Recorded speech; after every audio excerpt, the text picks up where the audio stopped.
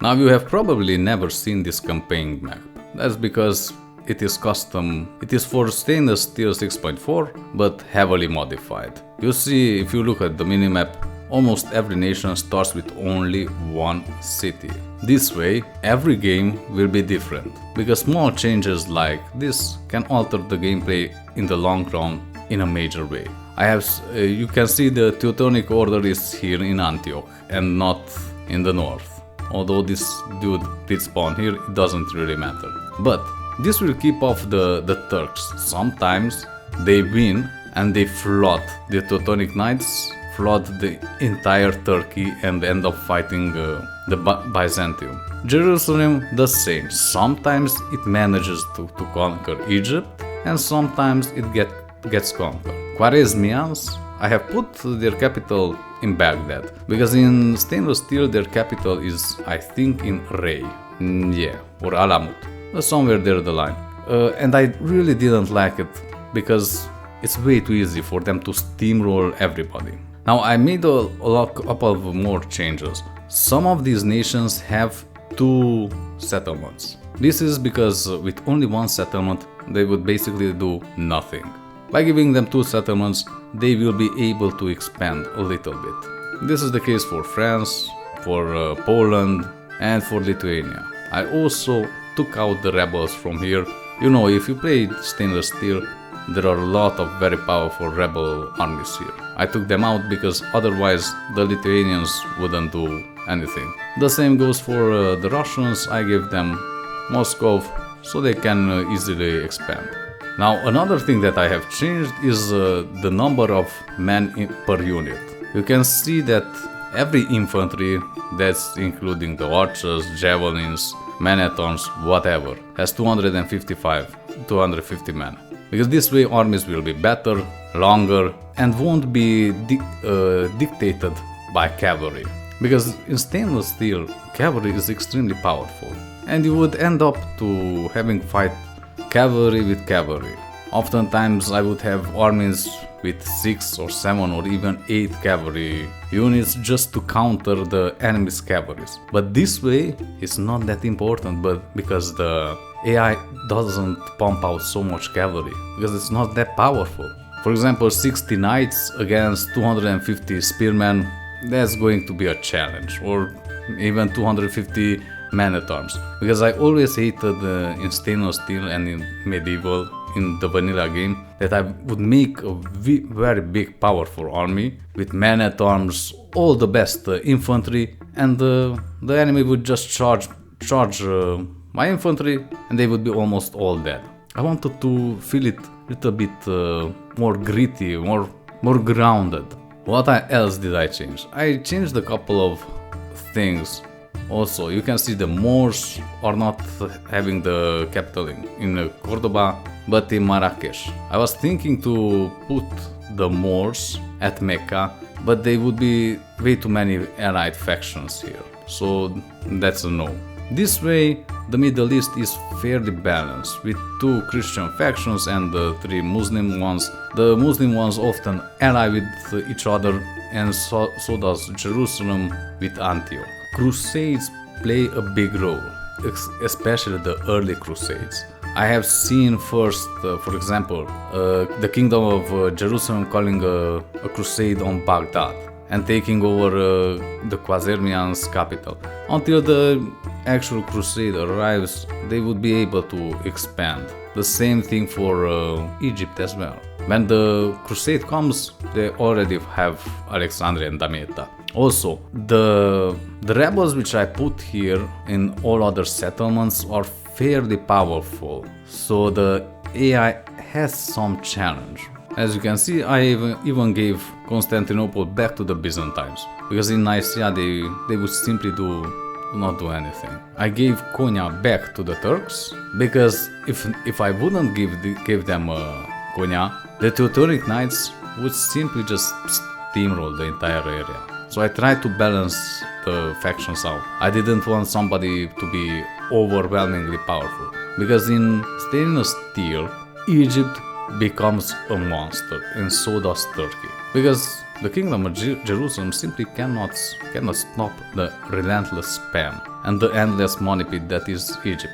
But this way, sometimes they lose, sometimes they win. I've seen Jerusalem expand towards here and conquering the entire Egypt. I have seen Genoa, here's Genoa. I have seen Genoa conquering even Rome. I have seen the Teutonic order expanding into Turkey and conquering everything. I have seen the same thing about Khwarezmians. They conquered almost everything. This around turn 100, 130. I have also changed the buildings. Not the actual buildings, but the level requirements to upgrade a city or a fort. Because in stainless steel, it's for the human player, it is extremely difficult to get late era units. And at that point, when you're at the late era units, you can't do anything with them. Because you're already at turn 250 and there's no point. So let's see how the AI behaves. Okay, so it's turn 10. Let's see how the AI expanded. Jerusalem didn't do anything. The Teutonic Order is starting to expand. The Khwarezmians are expanding towards the east. That's good. The Mongols are also expanding, slow but steady. Let's see what Egypt is doing. Egypt is not doing anything yet. Currently there are no wars. Okay, let's continue. So it's turn 20 and let's see what happens. What happened? Kingdom of Jerusalem expanded to Acre. They tried to get Damascus twice, but they failed. And it looks like the Khwarezmians was going to capture Damascus. The Teutonic Order didn't really do anything. They tried to capture Adana, but were not successful. The Mongols are expanding. Now they have 6 regions. The Byzantium is also expanding slowly but surely. The Hungarians expanded. The Venetians have expanded. Everybody expanded. Not actually. The only ones that didn't expand are the Polish, the Lithuanians, and Teutonic Order and Egypt. I don't know what's Egypt waiting for, but I see you at turn 30. Okay, it's turn 30 already. Egypt finally started to expand towards Alexandria, and will probably try to get Damietta as well. Kingdom of Jerusalem also expanded, but it looks like the Teutonic Order died out. I didn't even catch it. I don't know how they died. They probably, the factionaire or the generals died. Wow, that has never ever happened. Khwarezmians are expanding quite nicely. The Lithuanians are not expanding yet. The Polish are slow. They will expand eventually. The English and the Scots are already fighting. France is doing good. Germany not that well. But that's what I'm saying. That every game is different. In thousands of hours of playing Medieval 2, having an entire faction die out alone is fairly rare. Although, with that being said, if you start with one city, if you lose that city, your faction is dead. But you can see, sometimes this happens, the entire faction dies. I had games where I would just send out assassins and butcher in an entire nation. Basically kill every general, every hire, everybody, and all of a sudden, poof, the entire faction would be gone. I used to do this when I was against large nations. For example, I was playing maybe the Turks and playing against Byzantium, and Byzantium was massive. I mean truly massive, all the way towards Germany. I sent so many assassins that I accidentally killed off the entire nation. After that it was a massive free-for-all. See you at turn 30. Okay, now we are at turn 40 and England has basically occupied Scotland. Scots are no more. This does happen, but usually the Scots, sometimes they push back England all the way to Winchester and London. Sometimes they also occupy territories here, but not this time.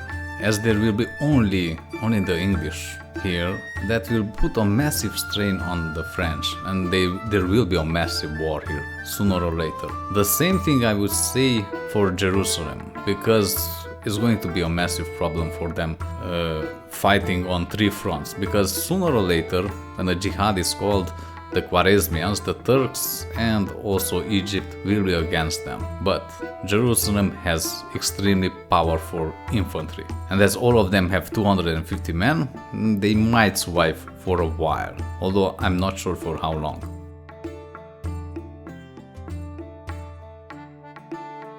It's turn 50, and Jerusalem got really lucky because there was a crusade called on Cairo, which allowed them basically to capture Gaza and consolidate their power. The Egyptians are no longer a big threat here. Let's see if they're expanding. They're not expanding there. They're not as a big problem for Kingdom of Jerusalem, but fighting Khwarezmians and the Turks, it will be difficult. But the Mongols are advancing. I don't know if I mentioned there are no military spawns for Mongols. Basically, no more units. They only get the units what they can build. Otherwise, they will just get broke. The Polish also managed to finally expand. They conquered Kassa. The Lithuanians also moved and conquered Hrodna. The Moors expanded a little bit, but they are at war with the Portuguese at least. Let's see what's happening here. I don't think the English and the French are at war. Where are the English? Well, they're not at war yet, but they will be. The Venetians are expanding quite nicely, mostly because they have that unit, the Infanteria Pesante, with 250 men in that unit. It's going to be difficult to defeat that. The Danes are also slowly expanding. Germany isn't doing that good, but at least they have expanded. And they are probably going to capture Magdeburg as well. But what you can see is that the Grand Duchy of Kiev is expanding aggressively. First, when I had both the Lithuanians and both the Russians only start with one city, the Kievan Rus would simply overrun them. And this is why Lithuanians and the Russians got one more extra settlement. But even with that, the Kievan Rus are really powerful. Hungary also expanded only towards Zagreb. Sometimes they conquer almost the entire Eastern Europe, but sometimes they don't.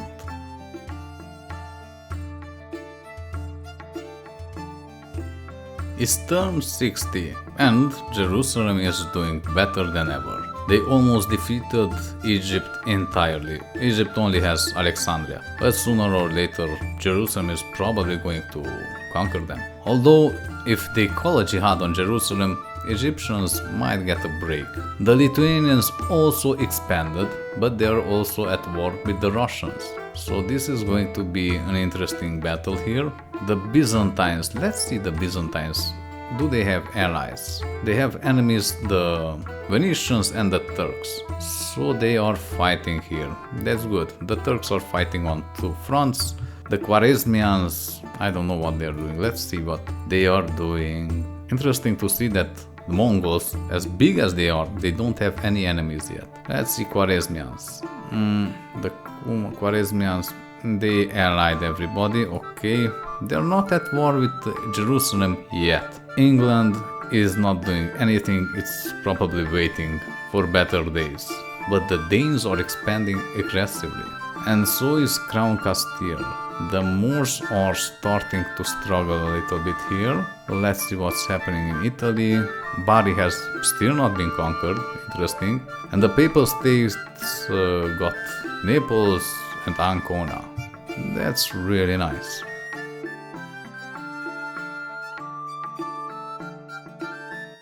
It's turn 70 and things are heating up. Egypt has been basically defeated.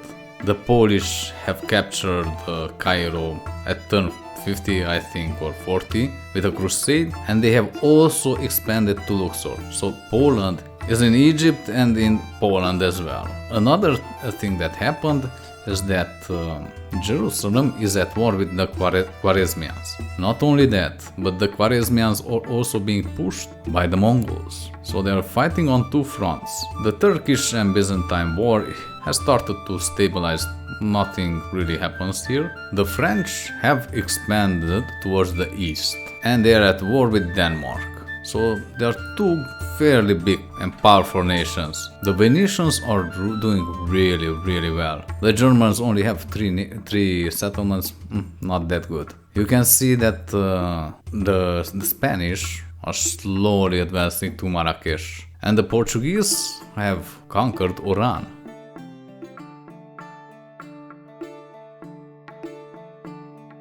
And this is why I love medieval too. Remember in the first turns when the Teutonic Knights simply died off? I told you that Jerusalem is going to struggle against fighting the Turks, the Khwarezmians and the Egyptians. But look at them now. They are thriving. They are helped out a lot by the Mongols, who managed to even capture the Khwarezmian capital, Baghdad. So the Mongols are strong and they are steamrolling the Khwarezmians. They also expanded towards the north. Jerusalem also expanded to Benghazi and probably is going to follow the coastline to capture everything they can. The English still not doing anything, still waiting for a fight, but the French and the Danes are fighting.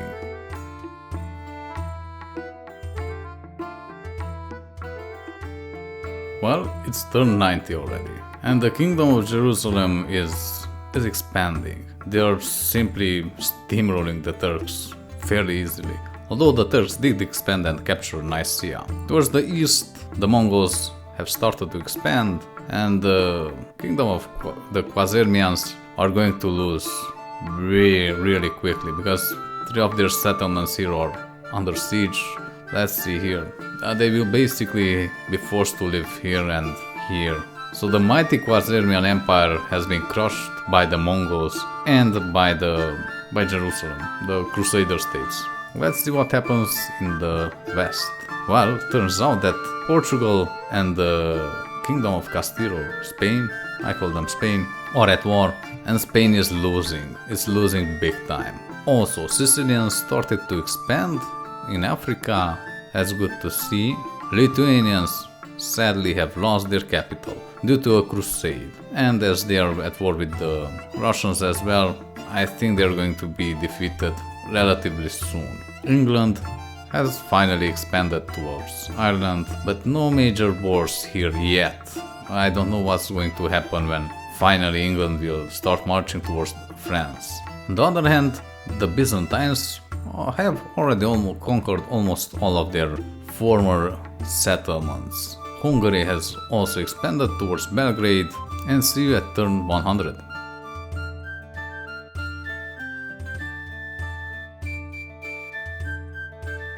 And it's already turn 100. Let's see, Jerusalem, doing really well. They almost defeated Turkey, but sooner or later there will be a war with the Mongols. Actually not. The Mongols are allied to the Crusader states and to the Grand Duchy of Kiev as well. So there are two very powerful nations allied, and I think they are just going to steamroll everybody here. Probably they're going to try and get me because I'm the Kuman and work their way here. The Byzantines also expanded.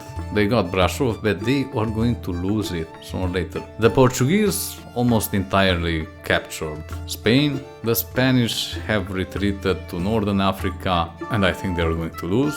The Sicilians, they are in northern Africa, doing fairly okay, but I think there was a war here between England and France. Let's take a look. Where is England? Where is France?